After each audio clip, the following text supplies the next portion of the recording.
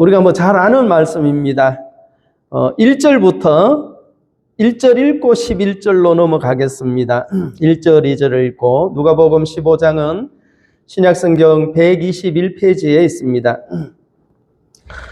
모든 세리와 죄인들이 말씀을 들으러 가까이 나오니 바리새인들과 서기관들이 수군거려 이르되 이 사람이 죄를 영접하고 음식을 같이 먹는다 하더라. 11절로 넘어가겠습니다. 또 이르시되 어떤 사람에게 두 아들이 있는데 그 둘째가 아버지에게 말하되 아버지여 재산 중에서 내게 돌아올 분깃을 내게 주소서 하는지라. 아버지가 그 살림을 각각 나누어 주었더니 그 후 며칠이 안 되어 둘째 아들이 재물을 다 모아 가지고 먼 나라에 가 거기서 허랑방탕하여 그 재산을 낭비하더니 다 없앤 후 그 나라에 크게 흉년이 들어 그가 비로소 궁핍한지라. 가서 그 나라 백성 중 한 사람에게 붙여 사니 그가 그를 들로 보내어 돼지를 치게 하였는데 그가 돼지 먹는 지엄 열매로 배를 채우고자 하되 주는 자가 없는지라. 이에 스스로 돌이켜 이르되 내 아버지에게는 양식이 풍족한 품꾼이 얼마나 많은가. 나는 여기서 졸여 죽는구나. 그 다음에 건너뛰겠습니다. 25절.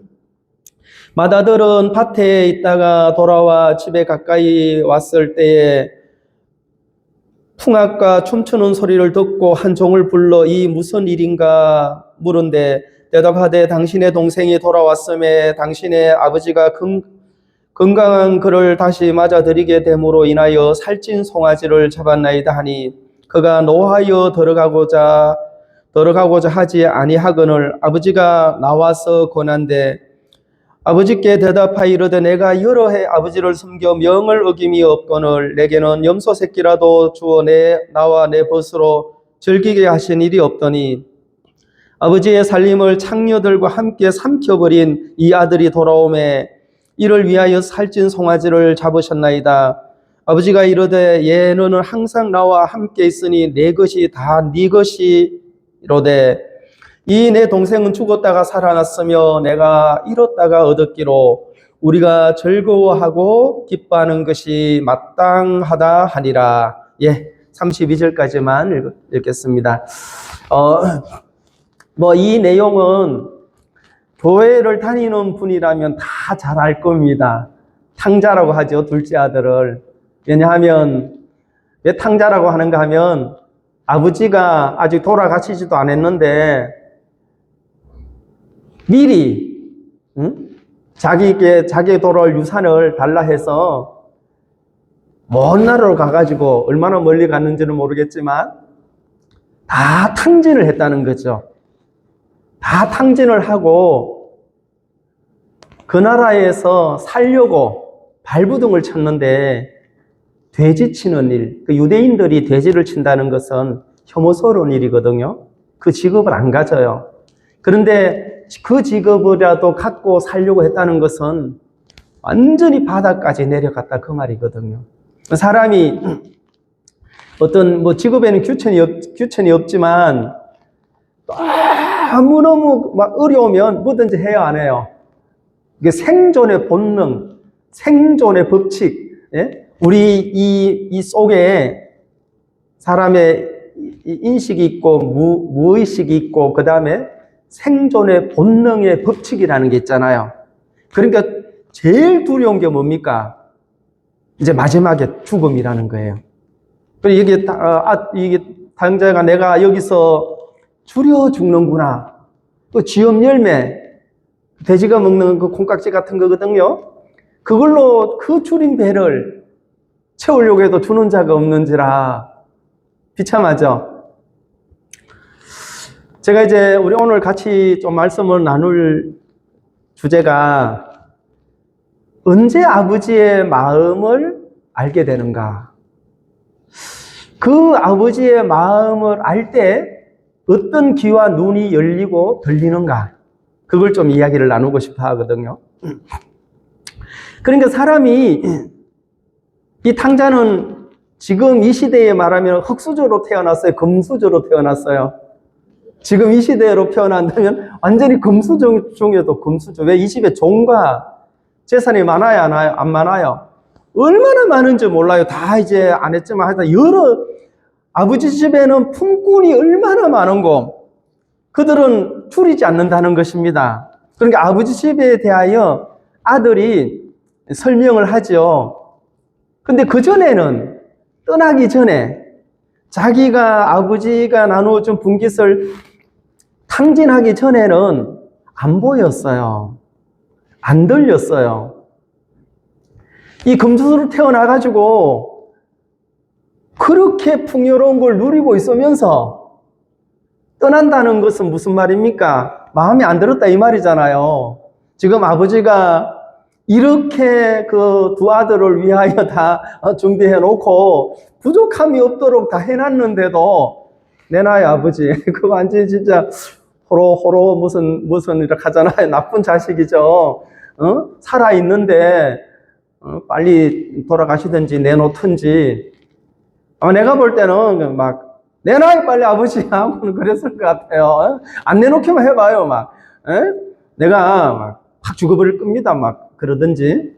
그렇게 협박하잖아요. 근데 이제 그런 내용들은 안 나오지만 왜 떠났을까?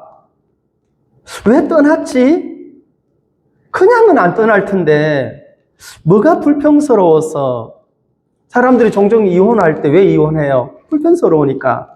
왜 이별을 하고 왜 떠납니까? 서로가 생각이나 뭐가 안 맞아서 그런 거 아니에요? 여러분 다툼이 왜 일어납니까? 내가 원하는 대로 안 될 때 다툼이 많이 일어나잖아요. 내가 원하는 대로 안 될 때. 그러니까 이제 여기 아버지 앞에서 이렇게 뭐 말만 하면은 종들이 다 해줄 텐데 걱정이 있어요 없어요? 아버지 집에 걱정거리가 없어요. 저희들도 지금 아버지 집에 있습니까? 없습니까? 아버지 집에 언제 돌아오셨어요? 이제 날짜는 좀 다르겠죠? 연도는 다를 텐데 우리가 이 세상에, 험난한 세상에 험한 꼴 보다가 아버지 집에 돌아왔단 말입니다. 예? 그런데 아버지 집에 돌아와서 이게 보이는 것과 들리는 것이 달라지는 사람이 있고 전이나 후나 별로 차이가 없는 사람도 있어요. 인생에게 하나님이 자유의지를 허락하신 걸 우리가 알죠? 창세기 3장부터. 그 자유의지라는 것은 선택권을 줬다는 것입니다. 근데 그 자유 뒤에는 반드시 뭐가 따르는가 하면은 책임이라는 게 따라요. 근데 사람들이 이제 망각하는 게 책임 안 지고 자유를 누리려고 하는 것 때문에 결국 문제가 되더라 이 말이죠. 한번 언젠가 얘기를 했을 것입니다.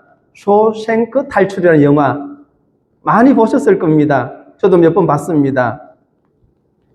그 감옥 안에 있는 앤디와 레더라는 사람이 그냥 주인공으로 등장하는데 먼저 거기에서 뭐 10년, 20년 있던 사람들은 막 지금 들어오는 사람은 불안하고 지금 오는 사람들은 막 바깥만 보고 언제 여기서 탈출을 하지 하고 막 생각을 하는데 그 안에 있는 사람들은 전혀 그게 없어요. 그게 적응이 됐어요, 안 됐어요? 그리고 거기서는 막 장이락 합니까? 누리는 권세도 있고 거기서 그 막 협박을 하고 그 뭡니까 무력 행사를 하면서. 근데 지금 막 들어오는 사람은 너무너무 막 탈출하고 싶단 말이에요. 왜? 거기는 자유가 제한됐어, 안 됐어요? 자유가 제한이 되더라 이 말입니다. 그 밖에 있을 때 그 감옥 밖에서는 자기가 뭐 자고 싶을 때 자고 일어나고 싶을 때 일어나고 그냥 자기가 원하는 대로 살았는데 이제 그 안에 가니까 기상 시간, 지침 시간 딱 정해져요, 안 정해져요? 군대도 그런 것처럼. 그러니까 이제 사람들이 어떤 마음이 드는가 하면은 내 자유를 잃어버렸다. 이제는 내가 원하는 대로 이곳에서 살지 못한다. 이제 힘들죠. 근데 거기서 1년, 2년, 3년, 10년, 20년이 되니까 너무 신기한 변화가 일어나는 거예요. 그래서 이제 거기서 형을 마치고 나온 사람이 자유해요, 안 자유해요? 이제 거기서 탈출했잖아요? 자유가 없어요. 너무 신기한 게. 이제 이 사람들은 여기에 어떤 그 규칙과 여기서 정한 것은 벗어났는데 자유한 몸이 됐죠. 자기가 뭐든지 할 수 있는 자유의 몸이 됐는데 뭐라고 하는가 하면은 두렵다는 거예요. 왜 자유가 두려울까요? 내가 선택을 해야 되고 거기에 대한 책임을 내가 반드시 져야 되기 때문에 자유가 두려운 거예요. 근데 그 영화를 보면서 이 레드라는 이 흑인 이 사람이 막 그 무슨 이렇게 뭐 일을 하더라고요. 그래서 사장님한테 이렇게 손으로 뭐 표시를 해요. 보니까 사장이 왜 하니까 화장실. 교도소에서는 딱 이렇게 했단 말이에요. 그러면 이제 허락을 해주잖아요. 근데 사장이 뭐라 하는가 하면은 여기는 허락을 안 받아도 돼. 화장실 가고 싶을 때 손으로 이렇게 안 하고 그냥 가도 돼요. 근데 이 사람은 이게 불안한 거예요. 그냥 가는 게 불안하다니까? 손가락을 들고 가! 할 때는 가면 편해요, 안 편해요? 근데 저는 그 중에 자기 몸은 자유로운데 화장실에 가니까 소변이 안 나오더라는 거지. 누워 할 때 누워야 되는데 자기가 그렇게 자유로운데 이 몸이 굳어버렸다 이 말이죠. 그 어떤 체제 속에. 그러다 보니까 야 이게 참 그럼 과연 그 안에 있는 사람이 자유로운가? 그 밖에 나온 사람이 자유로운가? 우리가 볼 때는 바깥에 있는 사람이 자유롭죠? 그 안에 있는 사람이 얼마나 구속돼가지고 거기에 지시를 받아야 되고 그 보면 또 끔찍한 일도 많이 벌어지잖아요. 막 폭행도 당하고 독방도 가고 그런 어떤 그 제한된 그 테두리에서 사는데도 그 안에 적응이 돼버리면 진정한 자유를 주니까 이제 그 제가 말한 진정한 자유는 거기서 나왔다는 그 말입니다. 자기 스스로 살아가는 게 굉장히 두려워하더라 그 말입니다. 요한복음 8장 31절 잘 아시죠? 진리를 알지니 진리가 너희를 자유케 하리라. 그 전에 너희가 참으로 내 말에 거하면 참으로 내 제자가 되고 진리를 알지니 이렇게 시작했어요. 너희가 먼저 내 말에 거하고 그랬죠. 내 말씀에 거하고 그러고 난 뒤에는 진리를 알고 진리가 자유케 하리라. 여러분 무슨 말이죠? 진리가 자유케 한대요. 자유가 뭡니까? 자유. 대한민국은 민주화 자유국가다. 자유. 지금 자유한데 자유 대한민국에 살면서 자유를 잃고 사는 사람이 너무너무 많은 거예요. 예? 어디에 매여버렸단 말입니다. 그러면 성경이 말하는 자유가 뭐며 사람들이 외치는 인권의 자유, 인권을 탄압하지 마라 하고는 자유를 외치는데 그 자유 뒤에는 반드시 내야 책임이 따른다 이 말입니다. 근데 사람들은 책임은 없고 원하는 대로 살게 해달라. 이걸 자유라고 착각하고 있더라 이 말입니다.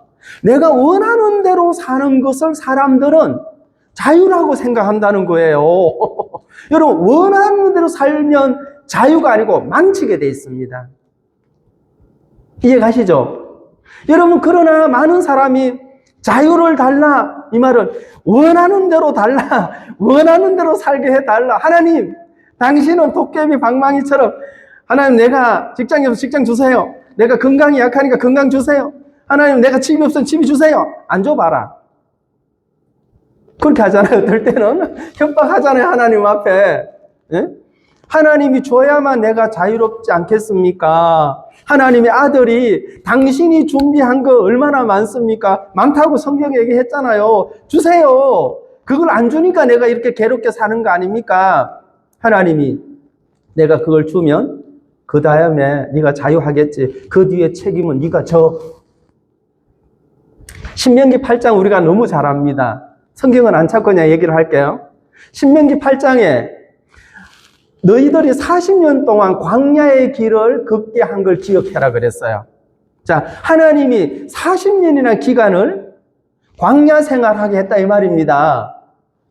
뭐 하려고? 첫 번째 낮추고 낮추는 일을. 그러면 하나님의 계획은 지금 인생의 길에 있어서 40년, 뭐 어떤 사람 50년, 어떤 사람 60년 차이는 있겠지만 이스라엘 백성들이 40년 동안 광야의 길을 걷게 하신 하나님의 뜻이 있어요. 낮추어서 내 명령을 지키는지 아니 지키는지 시험하겠다 이 말입니다. 그러면 하나님의 목적은 출애굽을 시켜서 가나안 땅에 정착해서 할렐루야만 하게 하는 것이 아니라 마침내 여호와의 말씀으로 사는 것을 알게 하려 함이라 그랬어요. 그게 진정한 자유입니다. 하나님의 말씀의 인도를 받아서 살아가는 것이 진정한 하나님의 뜻이다 이 말이죠. 그런데 이스라엘 백성들의 요구는 뭡니까? 야, 애굽에 있을 때 그 고기 가마 곁에서 종들이 그 있잖아요, 고기. 예, 우리도 지난주에 막 수육을 해가지고 제가 얼마나 맛있게 먹었는지. 아이, 참, 설교상에 수육 얘기해서 죄송합니다만은, 예? 얼마나 그런 과거가 생각이 날 때가 있어요, 없어요? 그 딸기, 형제님께서 그 맛있는 오렌지, 이렇게 생각이 날 때가 있다, 이 말이죠. 이스라엘 백성들이 400년 동안 노예 생활을 했잖아요. 그러니까 거기에는 이제 규칙이 있고 제도가 있는데 그 틀 안에 살다가 출애굽을 시키니까 자유했어요, 안 자유했어요? 애굽에서는 자유했죠. 그런데 여기에는 인도가 있어야 돼요.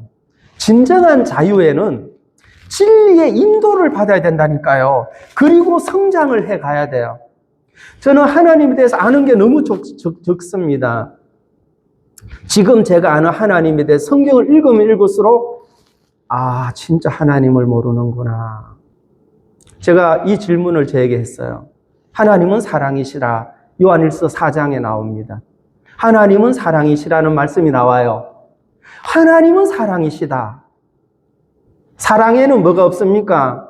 거기에는 사랑은 덮어져요, 안 덮어져요? 네, 거긴 다 덮어주고 가려준단 말입니다. 하나님은 사랑이신데 사랑이신 이 하나님과 어떤 지금 소통을 하고 있는가, 어떤 대화를 하고 있는가, 수준이 우리 아들이 어릴 때 자식이 어릴수록 부모의 사랑이 커요, 적어요? 제일 사랑을 많이 할 때가 갓난 아기 때 아니겠어요? 그 말도 안 하고 그냥 배고프면 울어버리고 그냥 아무것도 안 하잖아요. 그때 어머니 아버지는 잠을 안 자가면서도 밤 새벽 2시든 새벽 3시든 아기가 울면은 젖을 줘야 되고 그렇게 해야 안 해요? 거기에는 요구가 없잖아요. 아무런 요구가 없이 그냥 할 수 있는 대로 다 해준단 말입니다. 근데 그 아기가 엄마 아빠의 사랑을 알아요, 몰라요? 몰라요. 그냥 몰라요. 그래서 이제 3살이 되고 미운 7살 이렇게 했습니까? 미운 4살. 왜 미운 4살을 했어요? 4살의 자유를 누리니까 부모가 너무 괴로운 거예요. 그냥 막 이렇게 해집고 다니잖아요. 진짜 4살 때 보면 막 이 뜨거운 질도 이거 찬 건지 모르고 손을 갖다 집어넣고 차려놓으면 엎어버리고 하니까 이게 막 감당이 안 되는데도 부모는 사랑으로 받아들여요, 안 받아들여요? 근데 그 4살짜리가 부모의 사랑을 알까요? 몰라요. 부모는 지금 사랑을 하죠. 이 수준이 안 맞단 말입니다. 그러면 하나님은 사랑이시라.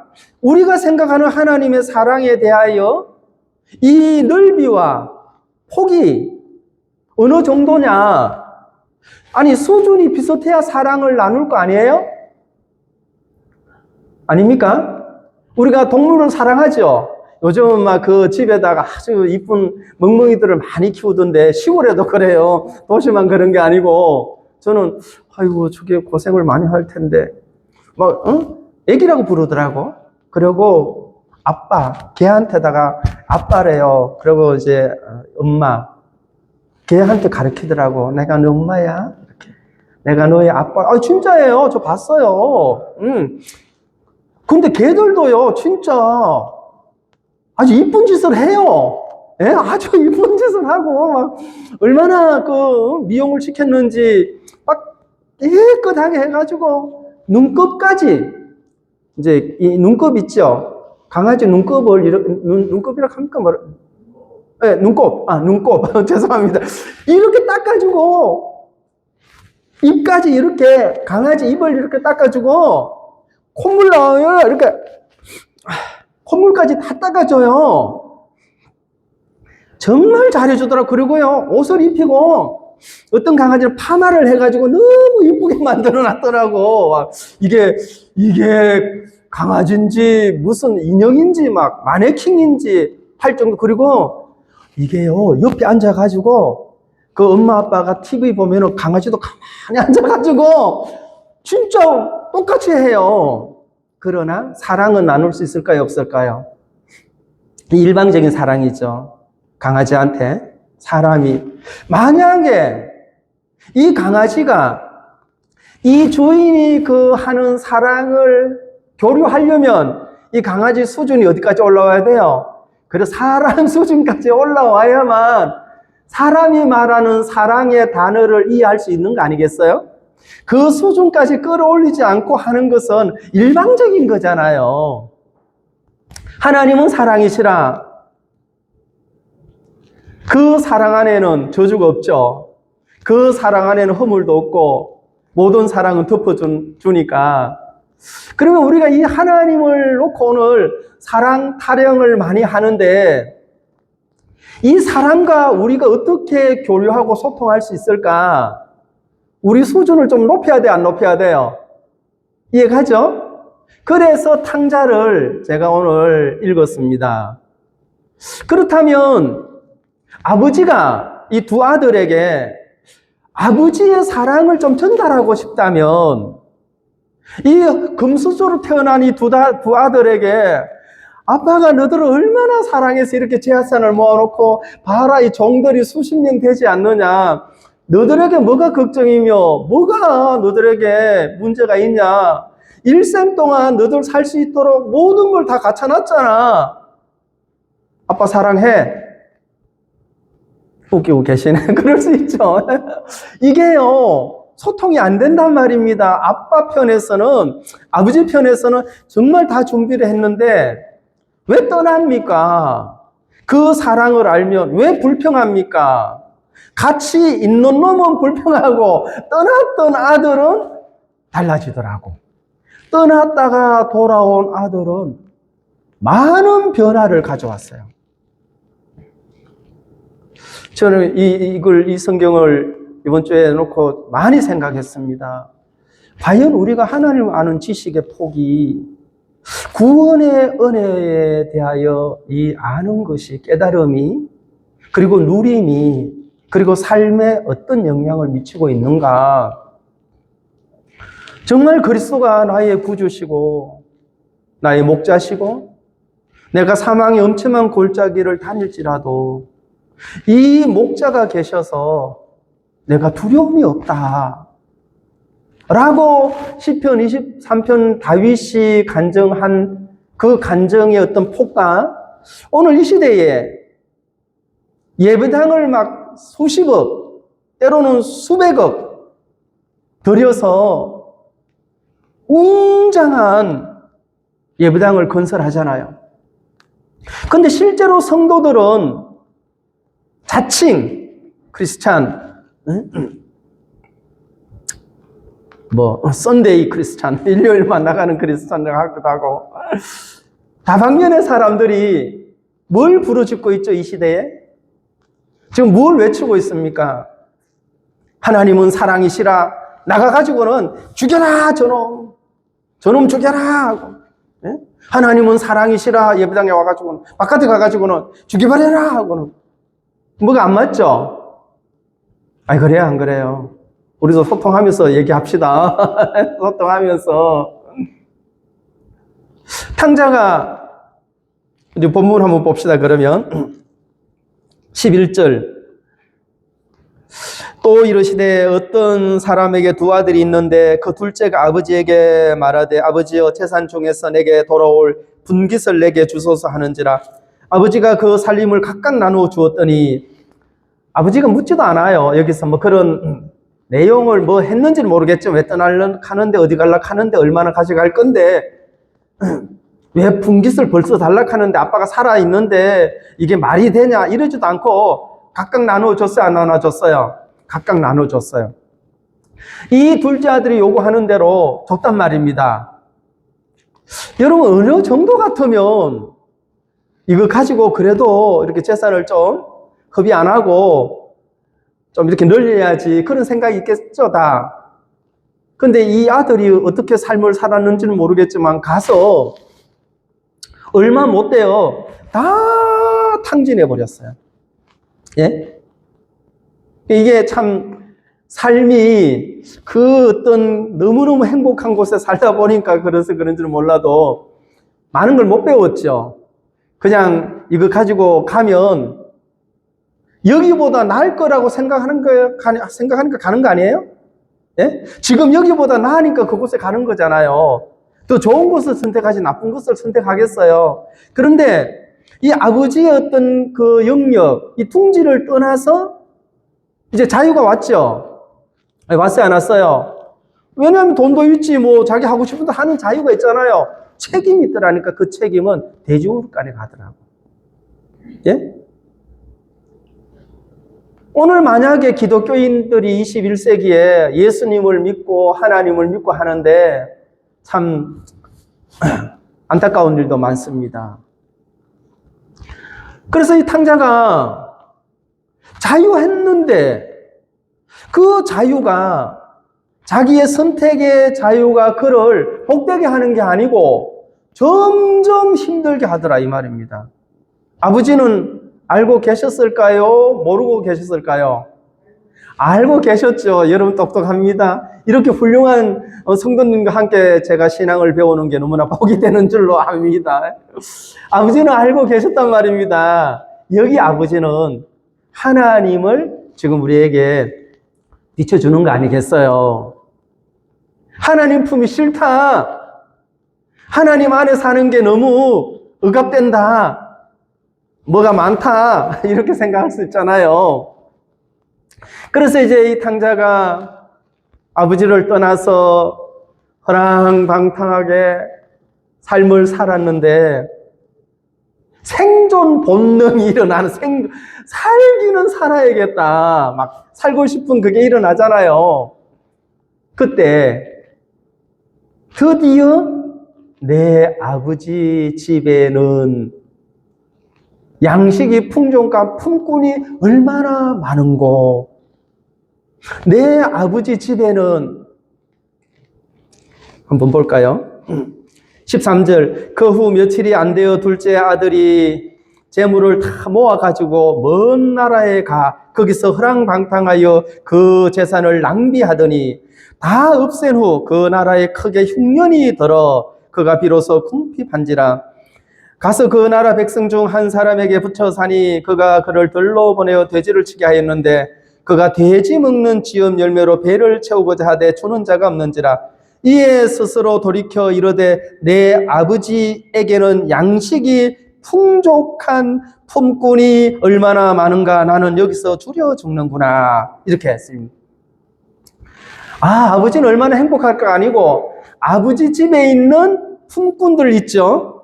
예? 내 아버지 집에는 양식이 풍족한 품꾼이 얼마나 많은고. 그러니까 여기 이제 품꾼들은 그 집에서 일하면서 이제 먹고 사는 사람들인데 누가 부러워집니까?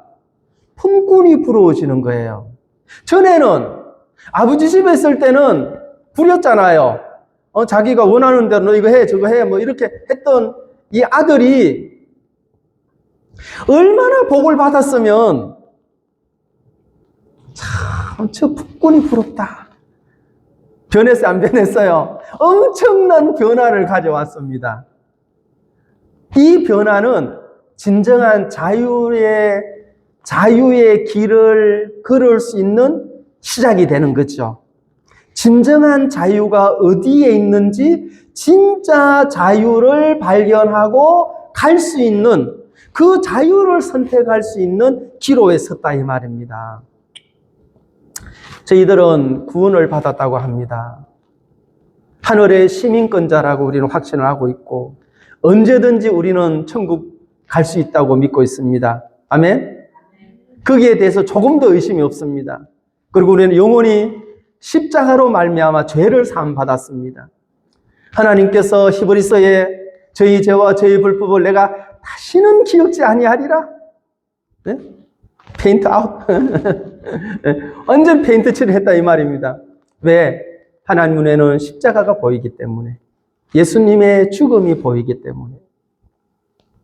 그래서 우리는 감사하다 할렐루야 하는데 시간이 흐르다 보니까 이상한 거예요. 진정한 자유가 어디 갔지?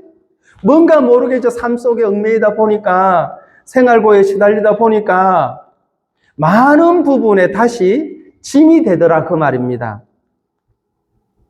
아버지는, 이 탕자 아버지는 그래 한번 가봐 이 말이잖아요.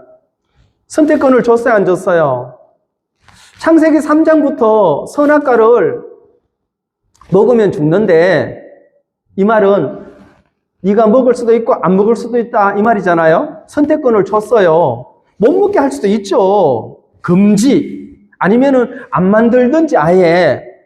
근데 하나님은 인간에게 자유의지를 주셨습니다. 그 자유의지, 자유에 대한 책임은 인간이 지면서 그 책임이 너무 고달프면 생각하라는 것입니다. 나의 자유의 책임이, 그의 선택의 결과가 추려 죽는구나. 돼지 먹는 쥐염 열매로도 배를 채울 수 없구나. 내 아버지 집에 품고는 양식을 얼마나 즐기고 있는가. 여기까지 온 거죠. 그래서 이제 탕자는 길을 걸었죠. 아버지 집을 향해서. 가서 뭐라고 하고 싶었습니까? 아들이 돌아왔습니다. 그럴 수 있어요? 없어요? 없죠. 자, 19절. 지금부터는 아버지의 아들이라 일컬음을 감당치 못하겠나이다. 나를 품꾼의 하나로 벗어서 하리라 하고 일어나 아버지께로 돌아가니라. 아직도 거리가 먼데 아버지가 그를 보고 측은히 여겨 달려가 목을 앓고 입을 맞추니. 여러분, 이제 아버지는 탕자를 기다리고 있습니다. 저기서 완전히 거지 같은 모습으로 진짜 형편없는 한 사람이 걸어오고 있는데 아버지가 달려가서 안고 입을 맞추고, 아버지는 바라는 게 뭡니까? 무슨 자가용을 타고 오냐? 우리 아들이 어떻게 해서 오냐? 이게 관심이 없고 그냥 돌아오는 것에 대하여 너무 기쁘게 맞이할 수 있는 이유가 있어요. 이 기쁨을 소통할 수 있기 때문입니다. 이 아들이 돌아왔는데 또 싸우고 불행이 시작된다면 어떻게 기쁘겠어요? 그래 안 그래요? 아버지가 입을 맞추고 이거 막 안고 살찐 송아지를 잡고 댄스를 하게 하고 종들을 먹이고 파티를 여는 것은 죽은 자식이 살아왔기 때문에가 아니라, 그게 이렇게 있지만, 잃었다가 얻은 자식이라고 하지만, 실제로 이제 이 아들하고는 내가 마음을 나눌 수가 있다. 이것이 행복이라는 것입니다. 이것이 자유라는 거예요. 아버지도 자유롭고 아들도 자유로워지는 것입니다. 우리는 내가 원하는 대로가 자유가 아니에요. 예? 내가 원하는 대로 해주셔야만 내가 자유롭죠. 지금 이 아버지와 단절되었던 사랑, 행복, 풍성한 모든 것에 대하여 끊어져 있었는데, 이제는 아버지가 이제 아들한테 하나 주면은 아들의 마음이 어떻겠어요? 고마워요, 안 고마워요? 아니, 감사해, 안 감사해, 지금은? 전에는 별로죠. 그런 거 다 단락해가지고 그냥 가버렸는데, 아버지는 뭐가 없어서가 아니고, 이제 이 아들과 적은 것을 가지고도 소통할 수 있고, 적은 것을 가지고도 아들을 감동시킬 수 있어요, 없어요? 있단 말입니다. 이게 아버지의 마음이에요. 돌아오면 무조건 행복하고, 돌아오면 무조건 모든 게 잔치를 벌이고, 새 옷을 입히고, 예? 새 신발을 신고, 가락지를 끼우는 게 아니라, 이렇게 정말 아들이 되었다라는 거잖아, 이제는. 예? 가락지와 새 옷과 새 삶이 됐다 이 말이에요. 그것은 아버지가 볼 때 몸만 돌아온 것이 아니라 탕자의 마음이 변했어요. 그때 탕자는 살찐 송아지 잡을 때 감동이 돼야 안 돼요. 새 옷을 입힐 때 감동이 돼야 안 돼요. 새 신을 신길 때 감동이 돼야 안 돼요. 가락지를 끼울 때는 아닙니다, 아닙니다, 아닙니다. 예? 그냥 여기 살게만 해주십시오. 여기 사는 것 자체로 저는 막 그러면서 뭘 그가 보고 듣는가 하면은 아버지라는 분에 대해서 알아가기를 시작하더라 이 말입니다. 문제는 이제 큰아들입니다. 덜해서 큰아들도 일했어요. 아니, 종들이 많은데 뭐 하나가 자기까지 가서 돌에 가서 일하는지 모르겠어요. 빠져버렸지 이 사람. 일에 빠졌습니다. 아버지의 관심이 없어요. 그런데 아니 뭐 집에 지금까지 안 들리던 막 춤추는 소리, 댄스 파티가 벌어지고 하니까 종을 불렀어요. 야, 우리 집에 뭔 일이 있냐? 아이고 도련님, 당신의 동생이 돌아와서 주인 어른께서 잔치를 벌였어요. 소를 잡고 잔치를 벌였습니다 하니까 뭐가 어째? 열이 나는 거예요. 화가 나더라는 것이죠. 왜 이렇습니까 인간이? 여러분 우리가 아무리 생각해도 지금 분깃을 다 줬어요 안 줬어요? 아니 큰아들한테 줬잖아요. 근데 아버지가 준 그걸 가지고 열을 내고 있더라니까요. 그래서 아버지가 예 이게 다 네 거 아니냐? 네 건데 왜 이렇게 화를 내냐? 아 집에 들어가기도 싫어요. 너무너무 싫은 거예요. 이 사람에게 들리는 댄스 소리, 이 사람이 보이는 파티는 분노를 일으키내더라고. 근데 둘째 아들에게는 이 파티와 이 소잡고 춤추는 것은 너무너무 마음에 감동이 되더라 이 말입니다. 이 안에서 진정한 신앙의 성장이 필요하더라고. 둘째 아들은 형의 마음도 보여요 안 보여요? 야, 내가 저랬구나. 그래서 떠날 수밖에 없었구나. 내가 너무너무 거만했구나. 내가 너무 당돌했구나. 아버지를 무시해버렸구나. 내가 너무 어리석었구나. 아버지도 보이고 형도 보이고 보이죠? 너무 신기한 거예요. 전에는 아버지도 안 보이고 형님도 안 보였는데 이제는 아버지의 마음도 보이고 형의 마음도 보이더라 그 말입니다. 그게 보인다면 이 탕자의 삶은 좀 윤택하겠어요 안 하겠어요?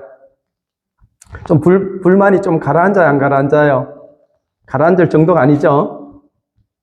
이곳이 탕자의 간정은 이곳이 나의 생명을 지키는 곳이다. 이곳이 나를 위하는 것이다.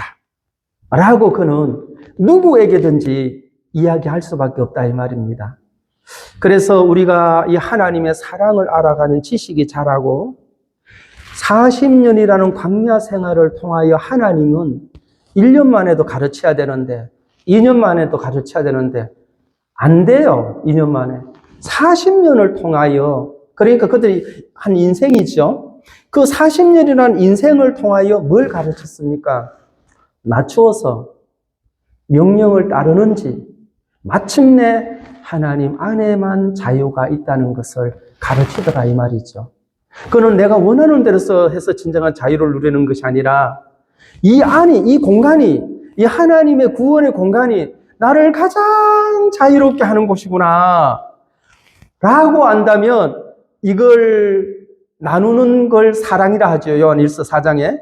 이걸 나누겠어요? 안 나누겠어요? 이걸 이제 나눌 수 있다는 거죠. 이 안에서 구원이 있고 이 안에 생명이 있고 이 안에 감사가 있고 이 감사와 이 구원의 노래는 인간이 만든 게 아니다 이 말입니다. 그래서 여기 보면 한 절 읽고 마치겠습니다. 30절 다 같이 읽어보겠습니다. 30절 시작. 아버지의 살림을 창녀들과 함께 삼켜버린 이 아들이 돌아오매 이를 위하여 살찐 송아지를 잡으셨나이다. 그러니까 이제 이 형의 눈에는 이 창녀와 다 너무 속상한 거예요. 뭐가 안 보이고? 자기가 자기를 본 적이 없죠. 자기가 어떤 인생이라는 것을 본 적이 없어요. 형은 아버지 집에만 살다 보니까 굳어버렸죠. 너무너무 그만하고 도도하고 너무너무 당당하고 나는 여러 해 섬겨 아버지의 명을 어기지 않았는데 염소 새끼라도 한 마리 안 잡아주고 참 이 사람이 왜 이래 됐을까? 왜 염소 새끼라도 안 잡아주고 지금 살찐 송아리를 잡는 아버지가 안 보여요. 그렇죠, 여러분? 이렇게 지금 이런 아들에게 이런 자비와 은혜를 베푸는 아버지는 안 보이고 왜 나는 여러 해 당신을 섬겼는데 염소 새끼 한 잡고 내 친구하고 절기도록 안 해놓고는 왜 이런 방랑자가 돌아오니 이렇게 했습니까? 하고 막 그 속에 열불이 오르더라 이 말입니다. 불행해요, 행복해 이 큰아들? 불행합니다. 어디 안에서? 아버지 안에서, 하나님 안에서. 오늘 성도들이 이 하나님 안에서 큰아들처럼도 둘째 아들처럼 살 수 있다 이 말입니다. 어떤 마음을 가지고 하나님이 구원을 주셨다고 자랑합니다. 십자가의 피가 하나님이 세상을 이처럼 사랑하사 독생자를 주셨습니다. 그 독생자 안에는 죄가 없고 지옥이 없고 인생의 고통이 없어지고 영원한 소망과 찬란한 길이 열려 있습니다. 라고 하지만 이 큰아들처럼 거기에 그 마음을 가지고 산다면 그렇게 풍성한 은혜 가운데서도 불만하고 불평하는 게 어리석은 인간이다 하는 게 생각이 들어집니다. 그렇죠? 그래서 참 둘째 아들은 이제 아버지하고 마음의 소통을 할 수 있다. 만약에 우리가 하나님하고 이렇게 소통을 할 수 있다는 것은 큰 복이라는 것을 여러분들 아시고 또 누리시기를 바랍니다. 제가 기도하고 마치겠습니다. 하나님 아버지 감사합니다. 탕자가 아버지의 분깃을 가지고 떠나 여러 해 살면서 그는 모든 것을 허랑방탕하게 탕진했습니다. 그 후에 그는 많은 변화를 가지고 왔습니다. 전에 보이지 않았던 것이 보이고 전에 들려지지 않았던 아버지 집에 있는 것들이 들려지고 그때부터 그는 삶의 방향이 아버지를 향하여 초점을 맞출 수밖에 없는 것을 압니다. 저희들이 구원을 받고 그리스도 안에서 풍성한 삶을 살고 있습니다. 아버지 하나님 너무나 감사하고 이 시대에 우리들이 하나님의 말씀을 따라 살면서 우리가 주의 도구가 되는 그런 귀한 삶이 되도록 끊임없이 주님이 축복하시고 이끌어 주시게 되기를 바랍니다. 사랑하는 성도들을 하나님이 복되게 하시고 각처에서 우리 성도들을 통하여 그리스도의 향내가 또 드러나게 하시고 성령의 열매가 맺어지는 참으로 아름다운 삶이 되게 하여 주옵소서. 모두를 건강케 하시고 행복한 삶을 살 수 있도록 주님이 인도하시며 성도들의 가정에 주님이 또 빛이 되셔서 어두운 가운데 있는 사람들이 생명의 빛을 발견하며 소망을 얻는 복된 삶이 되도록 역사해 주시게 되기를 바랍니다. 사랑하는 주님 앞에 이 시간을 주신 것을 감사드리며 예수님의 이름으로 기도드리옵나이다. 아멘.